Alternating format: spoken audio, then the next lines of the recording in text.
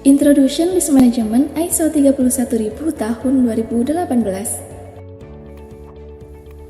Halo everyone, dalam video kali ini kita akan membahas mengenai risk management berdasarkan ISO 31000. Definisi resiko berdasarkan ISO 31000, resiko merupakan suatu ketidakpastian.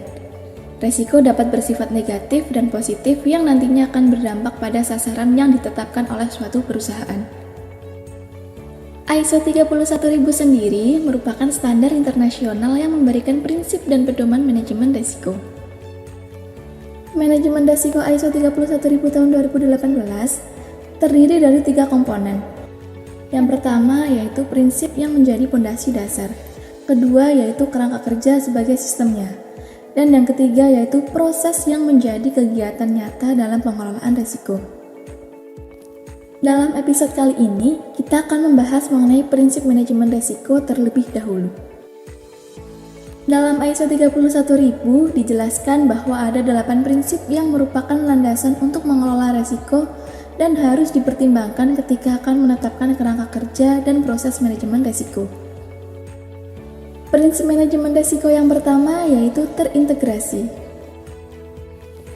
Yang dimaksud dengan prinsip terintegrasi yaitu manajemen risiko merupakan bagian yang tidak terpisahkan dari seluruh aktivitas organisasi. Dengan kata lain, manajemen risiko harus terintegrasi dengan proses bisnis yang relevan dan harus didukung oleh tanggung jawab yang jelas bagi pemilik risiko. Hal ini penting supaya manajemen risiko dapat membantu dalam memprioritaskan tindakan atau proses bisnis, memilih alternatif tindakan yang mungkin dilakukan, dan mengambil keputusan yang sesuai. Prinsip manajemen risiko yang kedua yaitu terstruktur dan komprehensif.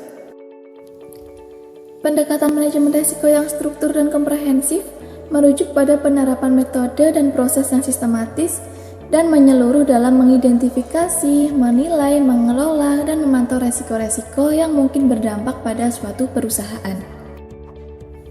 Pendekatan manajemen risiko yang struktur dan komprehensif berkontribusi terhadap hasil yang konsisten dan sebanding. Prinsip manajemen risiko yang ketiga yaitu disesuaikan. Artinya, kerangka kerja dan proses manajemen risiko harus disesuaikan dan proporsional dengan konteks eksternal dan internal organisasi yang terkait dengan tujuannya. Prinsip manajemen risiko yang keempat yaitu inklusif. Artinya, manajemen risiko dilaksanakan oleh semua, bukan hanya milik satuan kerja manajemen risiko. Prinsip inklusif dapat melibatkan pengetahuan, pandangan, dan persepsi pemangku kepentingan. Prinsip manajemen risiko yang kelima yaitu dinamis. Dalam prinsip dinamis, risiko dapat muncul, berubah, atau hilang seiring perubahan konteks eksternal dan internal organisasi. Sehingga manajemen risiko harus mengantisipasi, mendeteksi, mengetahui, dan merespon perubahan dan kejadian tersebut secara tepat dan tepat waktu. Prinsip manajemen risiko yang keenam yaitu informasi terbaik yang tersedia. Maksudnya, dari prinsip informasi terbaik yang tersedia, yaitu informasi harus tepat waktu, jelas, dan tersedia bagi pemangku kepentingan terkait. Masukan terhadap manajemen risiko didasarkan pada informasi historis dan terkini, serta ekspektasi di masa depan.